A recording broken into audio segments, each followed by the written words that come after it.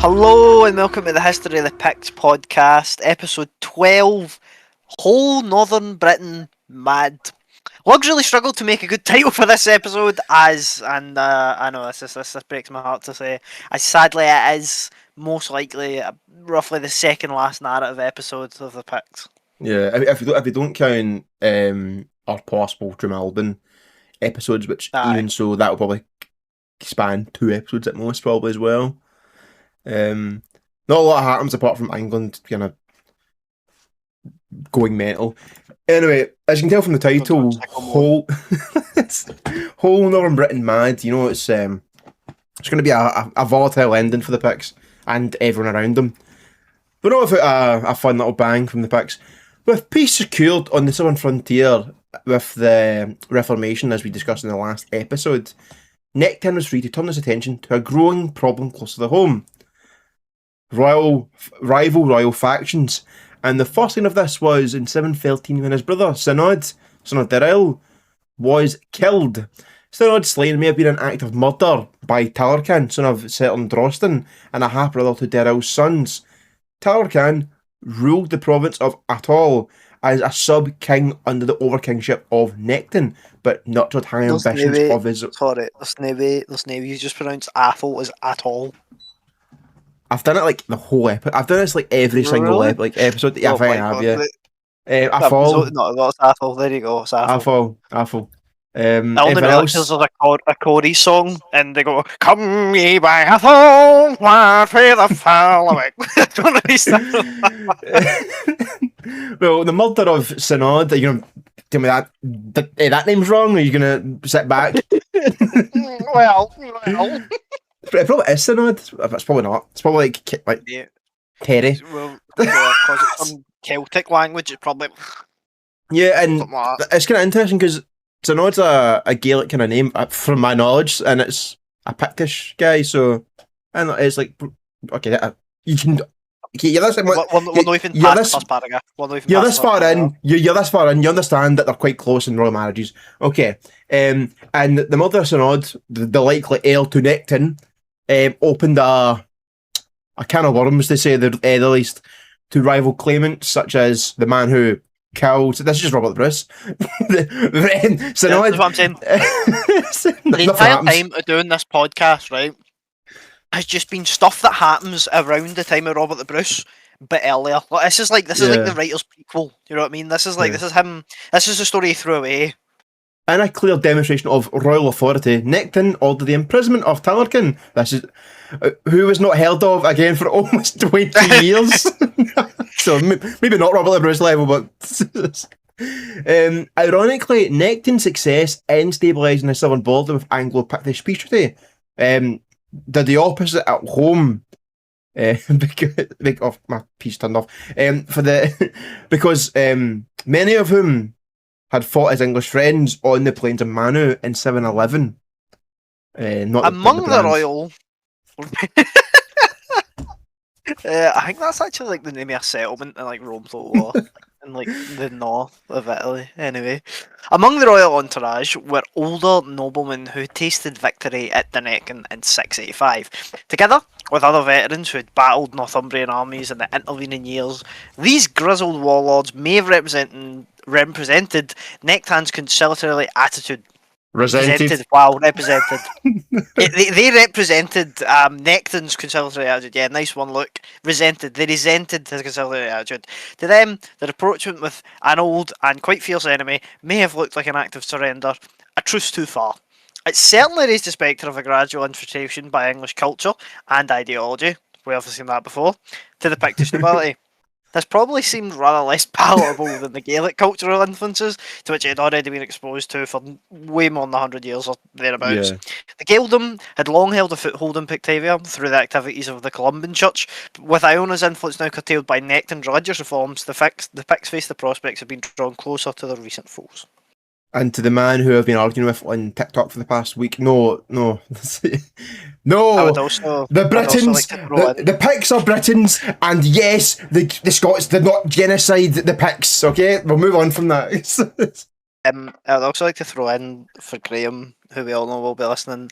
I know you asked for less blood and guts, but I'm sorry, man. This is just what they were up to. This is just what they were up Yeah.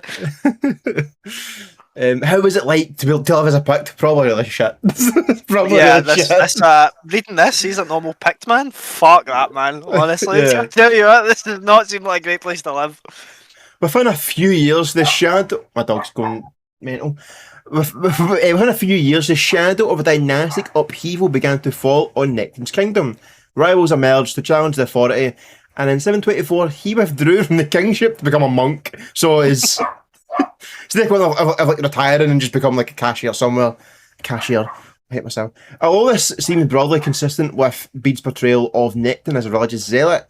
He is unlikely to have surrendered his crown willingly, and more likely did it out of a better alternative than being probably drowned or hung or whatever the Pictish guys thought what they could do, like the most comically evil thing they could do.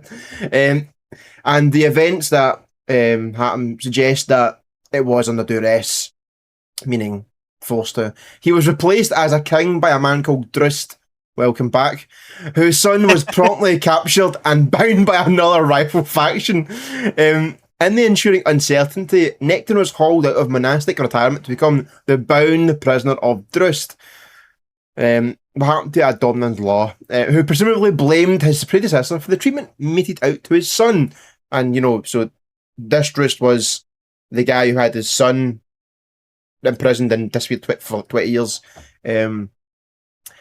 Drust himself was soon toppled from the kingship by a third rival called Alpin.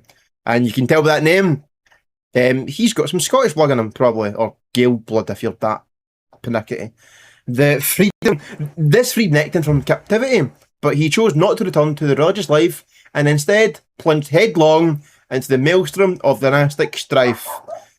The brief reign of Alpin witnessed further turmoil in which several rivals to the overkingship jostled each other for power.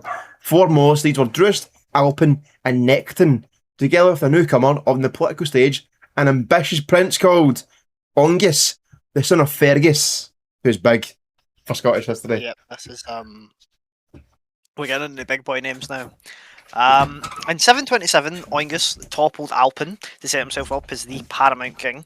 He then marched to war against Drust, upon whom he inflicted 3 successive defeats. Neither Drust nor Alpin were beaten decisively, for both quickly returned to the fray. In 728, at Don't even guess. It's Monade Craby. There we go. Aye, well, that's that phonetically, how it's pronounced, God knows. Yeah. The forces of Alpin and Ongus fought a battle in which Alpin's son was killed. The setting was Moncrief Hill, brackets we think, 3 miles southeast of Perth. Here, the remains of a stone... Oh, yeah, I know what page this is from, yeah. Here remains the... No. What do you mean? What do you mean? I know that. That's all my words. A stone wall enclosure that shows that the site held high status in prehistoric times. In the early prehistoric period, it still held an aura, I love that word, aura, of ancient power and provided a suitable backdrop for a mighty clash of arms. The battle took place not on the hill itself, but on the lower ground at, sort of the foot of the hill, close to an important ford on the River Erne. It was a major victory for Ongus, enabling him to substantially reduce the threat posed by Alpin. The hostilities continued to rage, rendering the Pictish overkingship meaningless if rival claimants competed for it. The balance shifted when Ongus and Nectan joined forces to crush Alpin once and for all. Can you imagine how mad Alpin would have been? Yeah. Can you imagine how mad two people who want to be king have joined together to just crush someone else. Just make sure you're not. Do you know what I mean? This is it's like imagine if like a new team rose in the Scottish Premiership and Rangers Celtic merged to like stop it. Yeah, that's how crazy this is. Within a few months of the Battle of Moncrief, the new allies routed Alpin's army at Caeslincredi, an unidentified fortress. This crushing defeat effectively removed Alpin from the contest, and then, I don't know, Ongus and fucking Nectan kissed or something, and resulted in the transfer of his lands and military resources to Ongus, who was left in a strong position, but still lacked the ultimate prize. In dynastic terms, the real beneficiary was not really Ongus, but his ally Nectan, who regained the overkingship after the Pictish nobility finally disregarded Alpin's claim. Again, could you imagine being Ongus?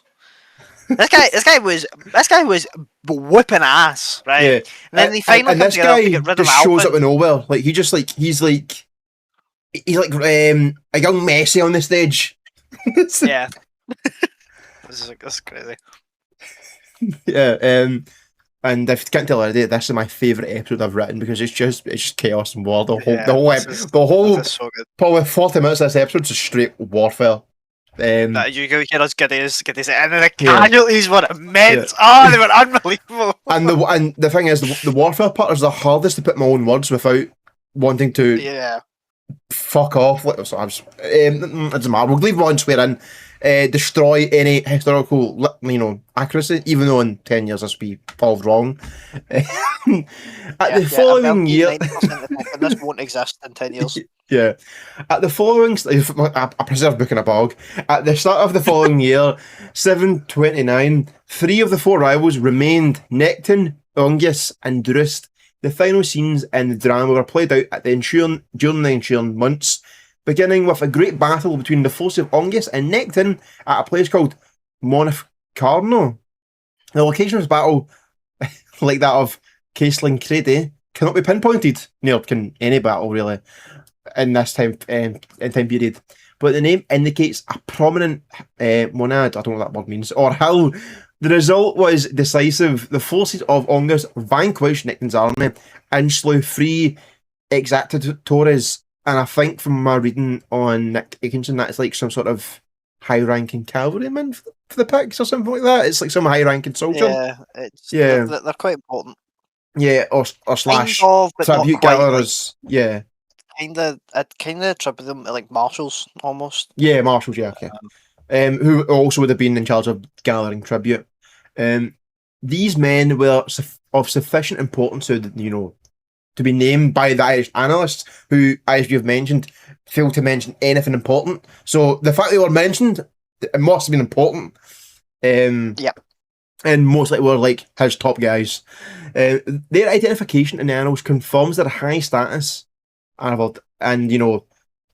their deaths with the outcome of the battle suggests that this was a strategic and just devastating defeat for Necton. The bone of contention may have been a refusal by Ongus to acknowledge Necton's status as a senior partner in their alliance. So, like always, it goes down to ego and I'm actually in charge. Well, he's got the bigger army. Then, if indeed the agreement was still intact, Ongus seemed to make his move when the Overking's taxman came to demand an appropriate gift or tribute. So, this whole thing boils down to Necton wanting a gift or tax from his literal rival to the throne and doesn't expect anything to happen. It could be intentional. It could also be intentional to make it like if Ongus attacks, goes over towards him, he's honoured his alliance and this backstabber is coming in. It could be political as well, but it didn't work out. Ongus is kind of like King Von, this run is crazy. We can't make too much parallels with other history, but it reminds me of kind of the Black Douglas a little bit. Yeah, this guy it reminds me of Napoleon's, do you know in 1814 when he has that campaign outside of Paris where he fights like five, but I don't think it is actually five, but it is some crazy five battles and wins all of them. They've split up their armies and are slower than you. We'll beat them on the march. I keep seeing Napoleon edits and it's ingrained in my brain. Every quote, it's still game and it's terrible. Sorry. No more troops, sire. We can't do the Napoleon Wellington thing again after our last one. It must have dragged out the episode by God knows how much, and we're doing it again. Necton survived the defeat, but he shattered his military reputation and ended his reign. He departed from the political stage, never to return. Given his earlier fondness for religious matters, it's likely that he returned to life in monastic retirement, hopefully for his sake. His exit left Roost as the last remaining challenger to King Von, who now stood poised on the brink of supremacy. The last act in the long and bitter conflict was played out at Droom Derg Blathug, and no, this was actually in Scotland, not Germany. The Ridge of Blathug on the 12th of August, 729. Some historians envisage this encounter taking place on the southern slopes of Blathbag, a large hill 6 miles east of Pitlochry. Shout out Pitlochry Butcher. But the suggested location is extremely remote and seems an unlikely venue for an important battle. Better candidates exist at Drumberg, a low rising ridge above the farmland 5 miles north of Blairgowrie, or in the valley of the River Isla at the feet of the mountain Drumdeirg. So sorry for all those pronunciations to all those Picts out there. Wherever the battle was fought, its outcome was, not surprisingly, catastrophic for Drust, who was, to nobody's surprise, defeated and slain. His demise gave final victory to Oengus and brought closure to the years of dynastic strife. The various factions among the Pictish royal kindred acknowledged Oengus because, I don't know what else they would have done, as the new Overking and bowed his authority.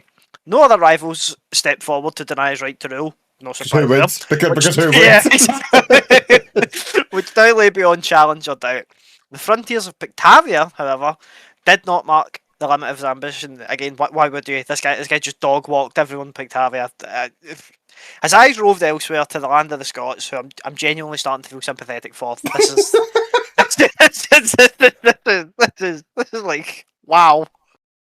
And his war-hardened henchmen began to sharpen their swords. Marching beneath his banner, the Picts would soon reach the zenith of their military power. And if you notice, he didn't dare go near Outclip, so shout out Outclip Bros. He's too scared for you guys. All my Strathclyde day one supporters because it will never defeat us. Never. To a unified Scotland, I say never. And the description, I'll say, sadly, guys, time for Bede to step on the stage again with his horrific takes. And his description of here and go, you suck, I hate you guys, lies.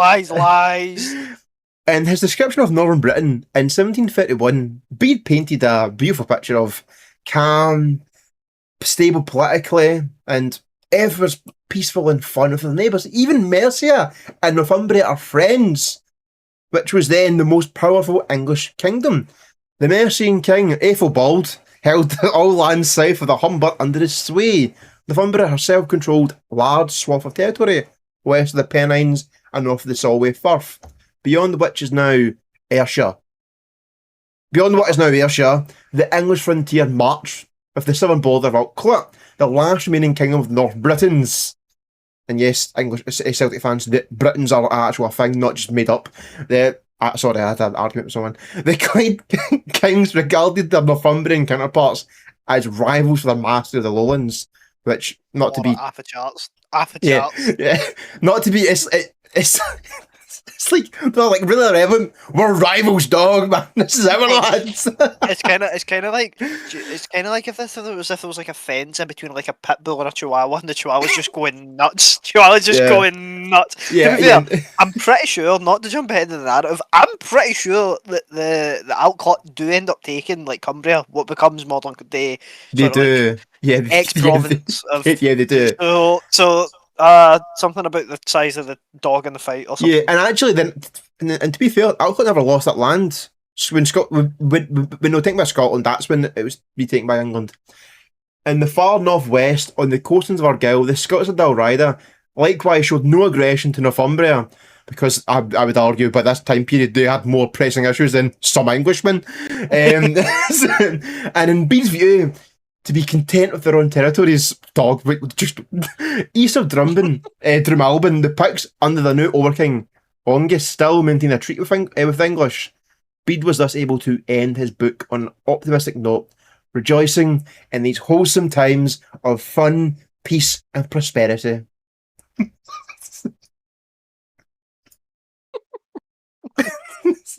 It's so good. How like detached can you be? This guy, look, because to be fair, at this time he's probably writing about how much and how evil the Picts are, and like the earlier point in his book. He's like, they're killing each other. Let's fucking go. Let's go. That's unbelievable. And there was a of sunshine and rainbows in the world. The Picts were killing each other. Let's go. An elderly English monk living in the quiet cloisters beside the River Tyne, The outside world might indeed have seemed calm and secure. This was not, however, surprisingly, a perspective shared by Bede's contemporaries in the monasteries of Dalriada. The view from their own windows looked quite different. For nearly 30 years, the Scots had been racked by dynastic conflict as the royal kindreds of Kintyre and Lorne competed for the overkingship of the role. Oh, no, sorry, Argyll. Alright, that's 23. I have to put a note of that somewhere. Just got that out. Okay. Admit these. During these bitter internal wars, the Scots were obliged to meet the Clyde Britons in battle on 2 occasions, both of which resulted in defeat for the alt clip. Let's not get too hasty out clip bros here. Anyway, with the rivals to Northumbria. Propaganda. The thing is, it probably could be that that's the thing could be made up. The key figures in the Dalriadan kin strife were Sailback of Kenel Lorne, whose chief stronghold lay at Dunelly, near Modern Oban. Shout out Oban, guys. There's at least one viewer, I think, from Oban. And the descendants of Aidan MacGibrain, the guy who the guy who did nothing but die and blows every battle. In 751, the Kenel and Gibrain kingship was held by Eoched, a great grandson of Dunel Breck, who ruled as paramount of King of Dalriada from 726 until his death in 733. Sailback of Kenel Lorne died in 730, but his political ambitions were continued by his belligerent son, Dungal, who launched an attack on Kenel and Gibrain territory. In the following year, the target was Tairper Bonitar, a frontier fortress at Tarbert in Kintyre, which Dungal captured and burned. It was around this time that the new Oengus, king of the Picts, had his first military clash with Dalriada. His son Brud met a force of Scots in battle, and, drumroll please, emerged victorious. The defeated warlord was Talric, a man with a Pictish name, but with an ancestry linking him to Kenel and Gibrain. His mother was probably a Pict, or a half-Pict, but his father bore the Gaelic name Congus, that's hilarious, and was a great-great-grandson of the mighty Aidan. Brud's victory forced Talric to flee to Kintyre, where his distant kinsman Ealchid still reigned as Overking of Dalriada. With no record of Brud pressing home his advantage after the battle, his father, for some reason, I don't know, had no immediate plans for a sustained military campaign in the west. A few months later, Brud departed from Pictavia for a quiet life in an Irish ministry on Tory Island off the coast of Donegal. And no, that's not an inside joke. That's just what it's called. There he contemplated a religious career while taking a break from the cares and perils of the secular world.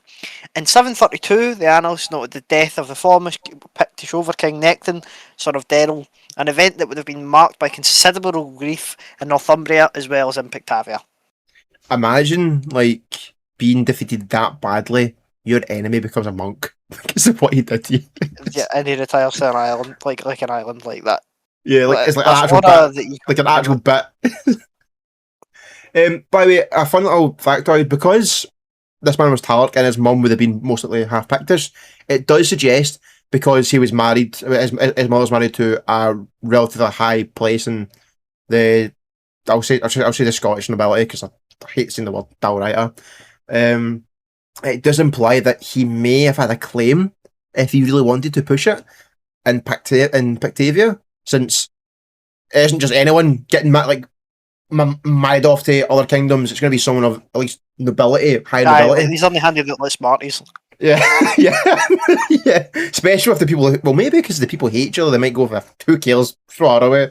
But as we can tell, who would go against Angus in his prime years? At the court of King Angus, the news would be a sign of relief at the departure of an old adversary, meaning Nectan, not his son. The passing of Nectan, the position of Angus as an undisputed king of the Picts was even more secure.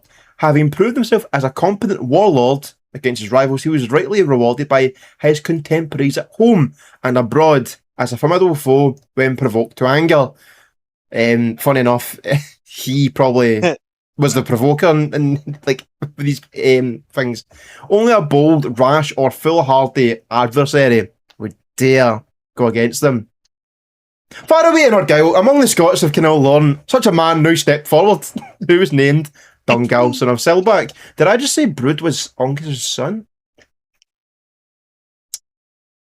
Yeah, no, I've spoiled the future. Like, sorry guys, I ruined the build up. Sorry. At the court, nope, wrong one. Necton had been dead for barely a year when Dungal led a war band across the sea to the coast of Northern Ireland. The political context was probably an offer of military aid by Ken Lorraine to an Irish king in a local war. From a Pictish viewpoint, this distant venture was of little concern until this fella began to direct his aggression against offshore sites. One of these was the monastery on Tory Island, where Brud, the son of Oingus, as we've already found out, was living in peace as a guest of the Brethren, with complete disregard for a Dominions law of innocence, as it was a holy place under attack. I may have cut yeah, some. sorry, I read that. Yeah, no, I fucked Yeah, up. yeah. So, to make matters worse, its special status as sanctuary, obviously Adnam's law, was brutally violated, and also the people who were there who weren't combatants and were priests and monks. The raiders somehow identify Brood, which would imply that they may have actually been at the battle against Eoth Talarc, and they, or a monk just said, "That's him," out of nowhere. Don't kill me. That's like really important guy who's worth a lot of money. Well, now you're useless. That's King Von's son. That's King Von's son. To the horror of his hosts, the Pictish prince was dragged out by the Scots and taken captive. And that's what we like to call a shoot in the foot. News of this reached Ongus in his court in Pictavia, and you can only imagine this man's immediate reaction to this. Foolishly, requests for the release of his son were no doubt sent west over Druim Albin, but were rebuffed by the Scots. Prince Brud was clearly a valuable prisoner, and his captors were in no hurry to give him back. Perhaps they hoped to gain territorial concessions from Oingus or pledges of peace in exchange for his son's freedom. Maybe. The Pictish king's response was, to nobody's surprise, a full-scale invasion of Argyll. The principal targets were the leaders of Kenil Lorraine, namely the devious Dungal and his lackeys, but amid of fear, to nobody's shock, spread throughout the Dalrada as a whole. In Kintyre, the Kenil and Gabrain prince Talaric, defeated in battle by Brud in 731, was handed over to the Picts by his own kin. And the desperate gesture was meant to appease Oingus evidently worked. Talaric was executed by drowning, and the Pictish warband launched no assaults on Kintyre. The brunt of the invasion was borne solely by Kenil Lorraine, and the outcome was never in doubt. Dungal was wounded in battle at the unidentified fortress Dún Lethynfind, which the Picts captured and destroyed. Fearing for his life, Dungal took no chances and fled far away, crossing the sea to seek refuge in Ireland. Which I'd be more scared, like, this Ongus, he's coming. Imagine, like, castle walls. You can't get in here. Guy behind is like picking him up, like, but to launch him over the wall. Catch! Me and my loyal men will never give up. This guy's getting like immediately lifted over the fucking battlement. It's like me and my mercenary stairs, like looking at him, dog. What do you mean? That's guys. Who is we? Especially for the man who lost the battle, like to his son, like Douglas, the guy who's better than him. Ongus next moved against the important Kenil Lorne, stronghold of Dunol. It was near this place that he captured and bound a Pictish exile, Talarkin, Drostin's son, the half-brother and former rival of Nectin, son of Darrell. Talarkin had been the provincial king of Atholl during the Nectin's overkingship, but had been imprisoned in 713. At some point thereafter, he had sought refuge in Dalrida, in the subkingdom of Lorne, among Selbach's kindred. Although his ambitions for power in his homeland were evidently extinguished, he was still a Pictish prince who posed a potential threat to Ongus. Yeah. And with a major military campaign already underway, a decision on the exile's fate was postponed for a while. The annals do not record a Pictish attack on Neroli, but it was a strategic site unlikely to have been ignored by King Von. It either surrendered to him or was besieged and taken. By then, the kingship of Kenil Lorraine had already passed from the exiled Dungal to his cousin Muirdach, whatever. The release of Brood from captivity occurred around the same time, perhaps as a token of Muirdach's submission. At this point, Oengus may have felt that his main objective had been achieved. Dungal had been forced to flee, and his successor was now a tribute-paying vassal. However, the final phases of the drama had yet to be played out. Dungal sneaked back from Ireland to rejoin his kindred, thereby provoking, for some reason, a new round of hostilities which saw Oengus rampaging through Lorne. His army seized the great royal fortress of Danad and burned an unidentified place called what looks like Lord Crack. It may have been at Danad that Dungal was finally captured and put in chains together with his brother Feradach. What happened to Dungal after he fell into Pictish hands is unknown, but his fate is unlikely to be pleasant. Feradach, on the other hand, was sent to Pictavia as a high-status hostage, a trophy of war, and it is in this, guys, that he reappears at a later date. Yeah, Dungal, what are you thinking? What a big sell. Why'd you come back? I would not like to have been Dungal in like the preceding others. If Talark, who his biggest crime was being defeated, was drowned, which is not a pleasant death to undertake, and most likely was not in good water, clean water. I'm going to imagine either salt water, which burns as well, or some bog, probably some. Like that TikTok sounds, like his arms were cut off, his legs were cut off, his feet were cut off, like the suffering this guy went through in his last hours is like biblical. Yes, okay, the Dungal, we've got a pleasant new thing for you. Here's a horse and a picture of what Morgan Wallace, how we've went forward in time for. Yes. Oh, what do you think's worse, Morgan Wallace's execution or Dungal's execution? What do you think was worse?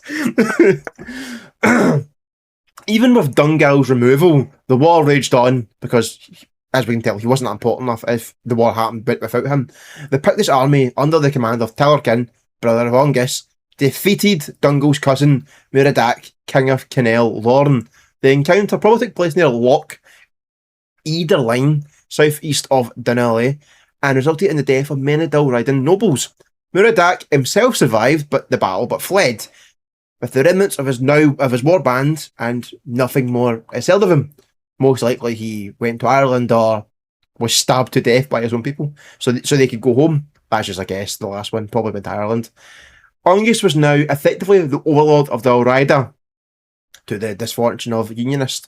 The power of Kenel Lorne was temporarily broken, and there's no record of Pictish conflict with Kenel and Gabrain or any other kindred, because they knew better. The various elite groups among the Scots had little choice but to accept Oengus as their patron. Within a year of his triumph, the Pictish king tasted grief and bereavement at the passing of his own son, which I can only imagine probably was to do with his kidnapping, because I'm also going to assume they weren't nice to him in any way. I would imagine the statutes of like liberty wasn't really upheld to this man. He was more. He was a prisoner that cost money. It must have been a gruesome way to go for the poor fella. Mostly of disease. Yeah, he must have had some serious sort of like scar tissue physically and mentally.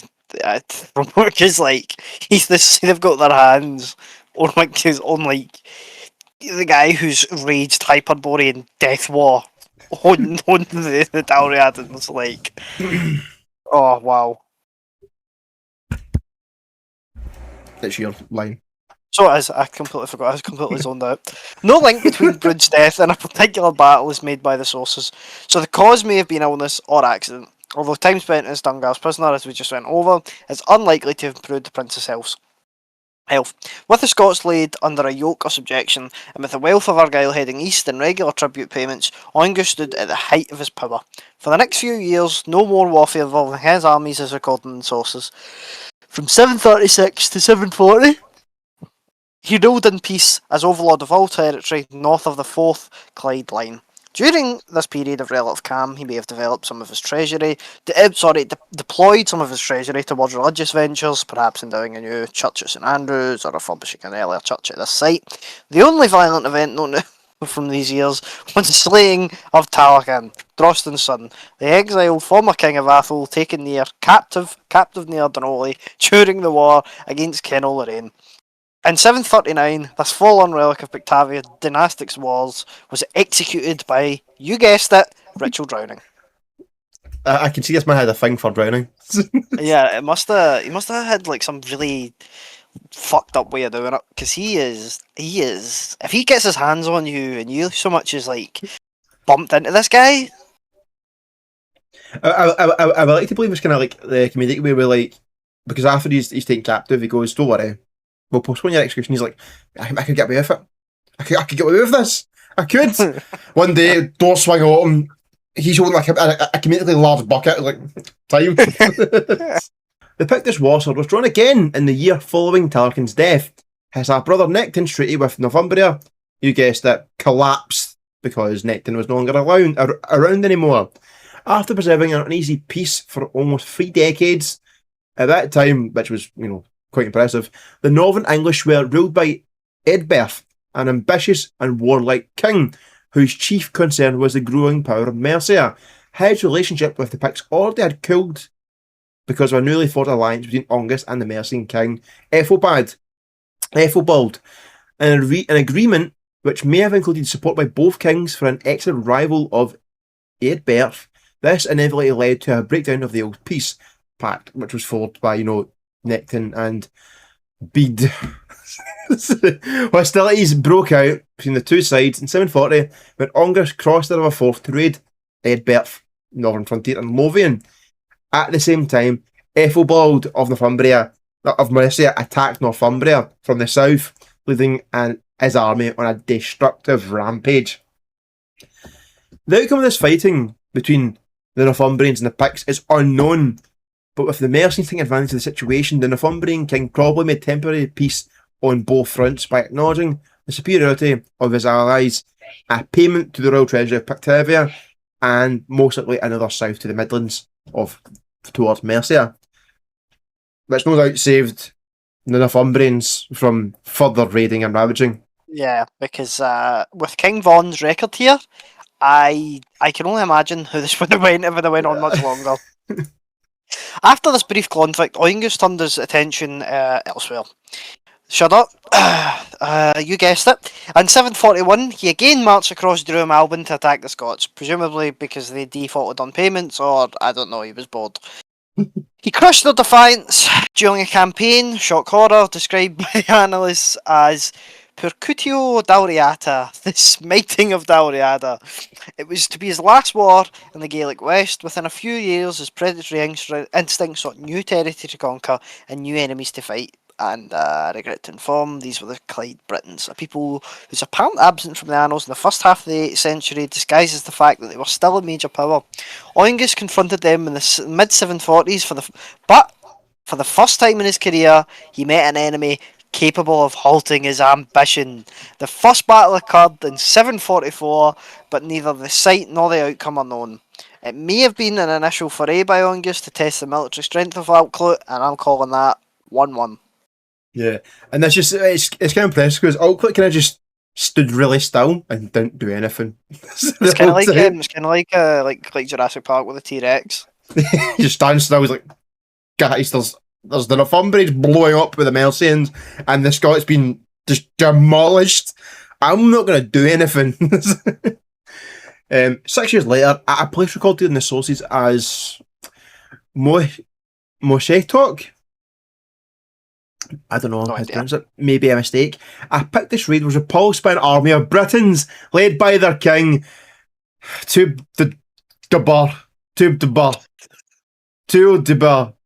of Altclut. The site of the battle lay at Mugdock, below the valley of Strife, on an important north-south route, followed by today the A1 highway. If you wanted to know where if you cared enough to know what the highway is, between Glasgow and Aberfoyle. The Picts were led by Talarkan, brother of Angus, whose martial reputation had been sealed by his victory over the Ken Lorraine in 736. However, at this battle site in 750, the Pictish warrior and commander was killed by the hands of the Britons. So, Noteworthy, so noteworthy was this Clyde victory that it was noted in the Irish and Welsh annals as well as the Anglo-Saxon Chronicle. From a Pictish standpoint, this was a disaster. A view shared by the Irish annalists who honestly observed the ebening of the sovereignty of August, which basically means no, you can't go anywhere. It was dissipating. He's not at his zenith anymore. Yeah.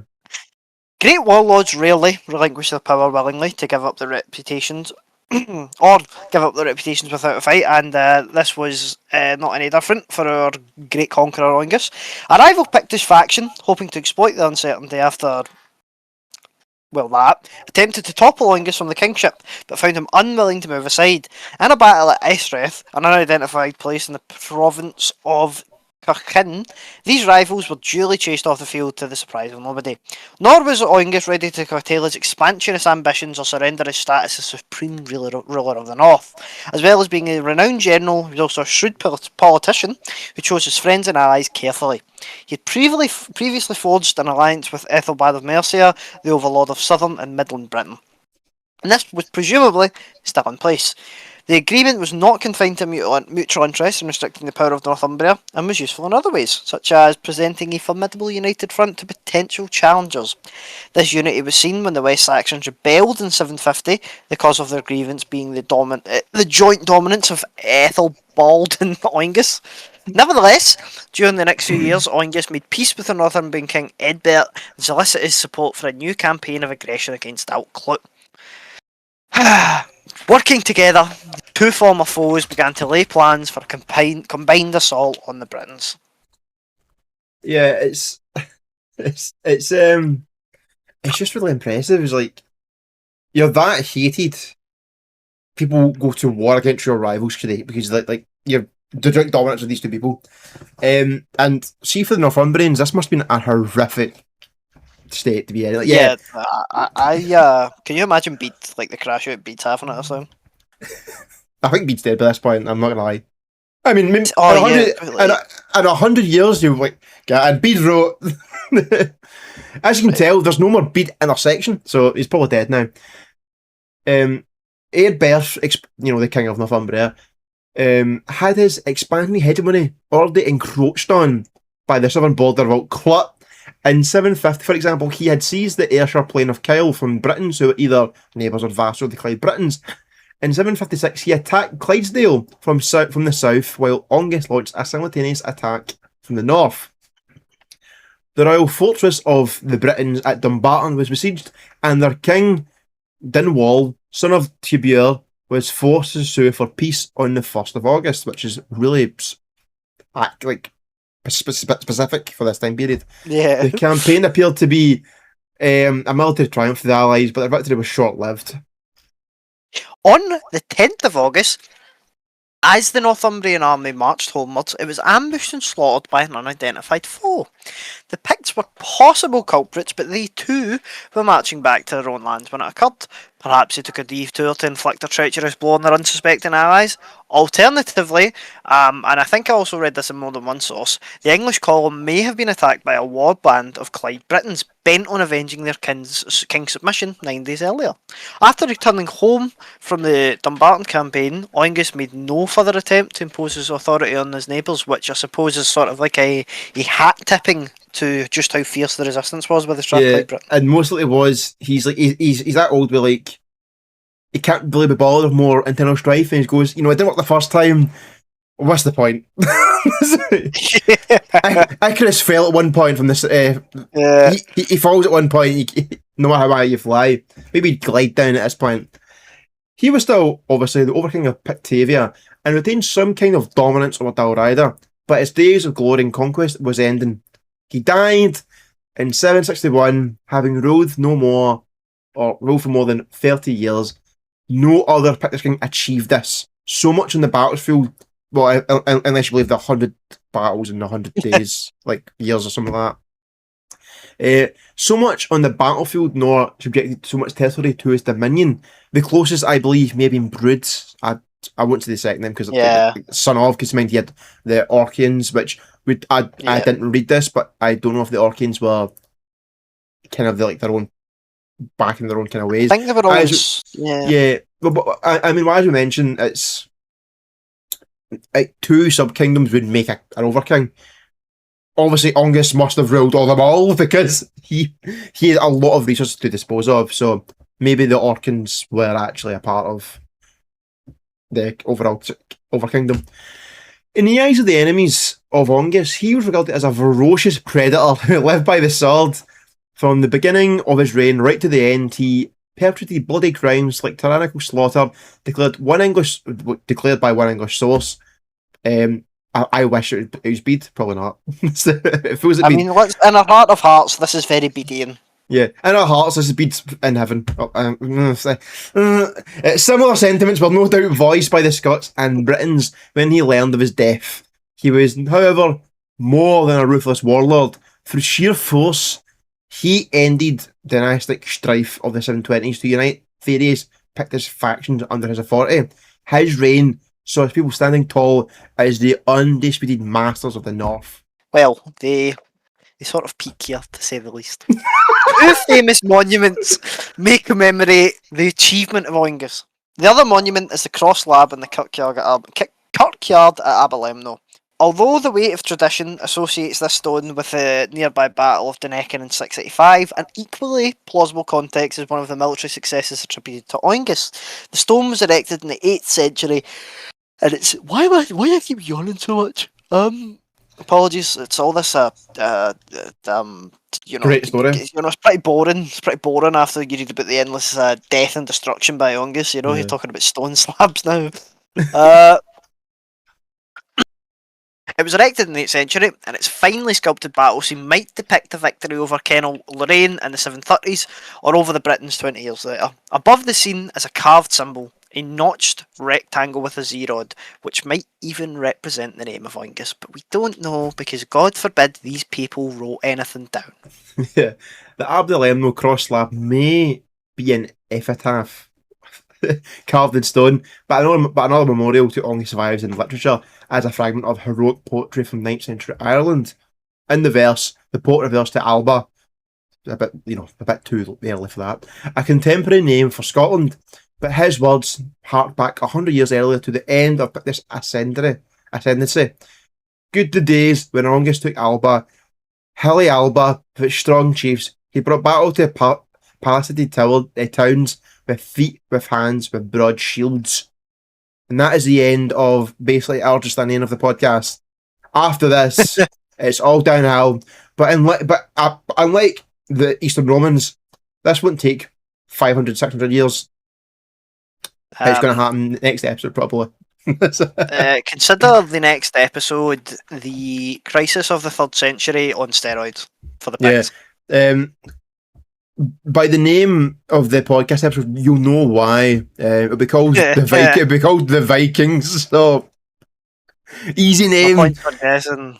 Yeah, no points for guessing because I already mentioned the Vikings were coming before. So at the start of the episode, Like a prophet, no one's listening to. Yeah. I would say it's probably the fastest a 50-minute episode has ever felt to me. That was. But that's because that was wow. That's because we're like actually children, and the whole war stuff is just like eyes light up and. Yeah, no, because like the last episode was just, guys, shave your hair this way, not that way. It's cringe, and it's like Ongus drowned 14 people, slayed 4,000 men, and he married a daughter of some guy. Oingus fought the greatest battle ever. He defeated everybody. He was the greatest, coolest guy ever. And then, like, the last episode was like, and we think this is how they maybe cut their hair. Yeah, and Bede said the Northumbrians were just like these giga chads. Then, like, within the same century of like his death, the Northumbrians are cowering behind the Britons of Outclip, the Picts, and the Mercians. They only had success with the Outclip, and even so. It's just why I mentioned. It would be like humiliating if they didn't. Yeah. It's more impressive to me how Outclip survived. If we knew more there must be some sort of significant thing about Alt-Clut, They apart from must strength-wise. Like, there's maybe something about that place where people... Because the Picts obviously had some sort of either must cultural have had connection. it must. I'm trying to think because it was a valley, obviously the Valley of the Clyde. It must have had really rich farmland potentially. This is not something I've read widely about, so I'm probably going to get slaughtered for this. But I'm going to hazard a guess that maybe the population there, as it is today, was denser. So maybe they had a larger tax base and a larger population that allowed Yeah. them to sort of compete militarily with the bigger powers because there's no way it didn't, make it a particularly Yeah. But the records would large amount also of tax mention... return or anything like that. Yeah, the records would mention if the Britons were raiding into like Dalriada and Pictavia. Maybe not Pictavia too much, but obviously Dalriada because Irish analysts. So it seems like kind of to me, Outclot had maybe a big kind of population base and were powerful enough to like defend their land really well. But they really went on outward attacks because it would most likely... Yeah, probably because how isolated they are. Yeah. But it's just... For me, it's Isle of Man. Like, what are they doing there? 'Cause I know that Outclot had a claim to that at one point, but from like the little we know about it, it's just that area must have just been. That's just not. We won't get involved. We just won't get involved. Yeah. There's no point. Yeah. There's no point. But yeah, that is end of episode 12. Next week will be episode 13, and most likely the end of the Picts, depending on how nice I feel to you guys. Or We if will have- any interdimensional beings would like to intercede in the time between now and then. Yeah. Well, hey, you got to cover all bases. You got to cover all Yeah, bases. yeah. All the rapture. I'm sure they may let me finish the episode first, but we will have more stuff after the Picts fall. We're toying with the idea of Alba as well, but the thought of mentioning all those names just push a shudder down my spine. Makes me shudder. But we will have some funner episodes and also a question. The only question we got asked so far, like someone asked us the question. We didn't have to ask them for a question. It was the life of a Pict, which we'll need to look a lot into because we don't know. That'll be yeah. It's not a well researched subject, I suppose you could say. It's more or less just guess other places, and the issue is the most records we have is from the Romans, who by this point in time in Constantinople, I don't know if it just ended at this point because after the Caliphate took Egypt, the civilians got free bread and wine. Like a rash free bread and wine. By this point, probably it stopped. Well, the 740s, maybe not. It probably still was a thing. 760s, kind of, is where we were Yes, at. yeah, 760s, 740s, around that area. They probably still had it because the Caliphate rose around that time as well. But it's so weird to like compare Roman history at the same time as this. I remember listening to the History of the Byzantium podcast. I'm going, at the very same time as this, the Picts are over there fighting the Scots, and it's crazy because obviously a lot of Angevin guards were Picts as well. What I would say is the crazy thing for me is how sort of primitive this all seems. Well, it obviously wasn't, right? But like, it just, I don't know. I suppose it's because the sort of reputation around this period in Britain is that probably warping my thinking. But it's like then you think about it, like you said, at the same time, all this other stuff is going over in Byzantium, and it seems so. Oh my god! I just actually committed the S tier heresy. Oh my god! Yeah, I've been playing as Byzantium in medieval too, so forgive me. But it's so crazy to consider the Eastern Roman Empire are still hugely strong. All this is going on. I mean, how crazy is it, right? You've got Oengus, but like 200 years before him is Justinian. Yeah, like that. Those really feels like seem wrong to me. Oengus really feels like a. I don't want to say Justinian because we don't know enough about him, and Justinian did do a lot of. Justinian overextended his empire to where it hurt him. Oengus, you could argue if you know the future, his overextension took place in a different sort of way, and more of a royal marriage, like the dynastic kind of way, where it ended the Picts, but it wasn't really. No one could foresee the Vikings coming as a threat, as every islander monk it's like I thought about. But I think the issue about the pure primitive feeling and think of the Picts, because when you learn about the Picts, it's always about the Romans. So, we fought the Romans, and that's a big misconception. Yes, they fought the Romans, but people aren't thinking about the great native conspiracy. They're thinking about the Mongropus campaign, Agricola's campaign, and early fights with the Caledonians. And the Caledonians aren't Picts. And people I've had big arguments with people on TikTok, obviously TikTok and Twitter, it's basically going, the Caledonians were battered off the Romans. They only survived because they were that annoying to take over. Agricola went, no. And see, the first time they were actually properly conquered the North, tribes and people and hills, was by one of their own people who knew how to fight in those areas. It's kind of impressive, though, because Pictavia was never conquered, because the closest it got to was Northumbria, who had a small sliver of the lowlands of Pictavia. And It's an interesting one. You can bring up the Scots and Alba forming, but that wasn't war. It wasn't necessarily, it's not like a traditional idea of being conquered. Yeah, and it's and in Scotland, there's two ways people see it: Scottish nationalists and Scottish unionists, and they both destroy the Pictish reputation with both being wrong. Yeah. Unionists will say it was genocided. The nationalists would say, "What's a Britain?" Wholesome chungus.